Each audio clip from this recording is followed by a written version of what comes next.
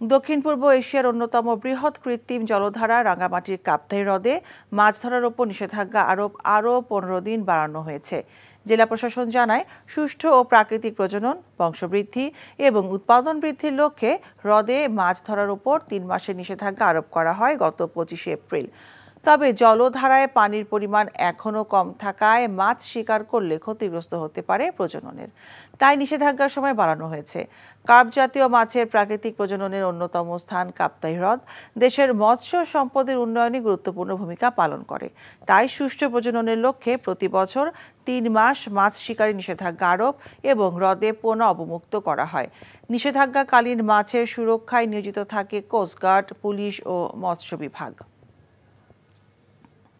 এখন জন্ম সনদ দিয়ে খোলো বিকাশ স্টুডেন্ট অ্যাকাউন্ট।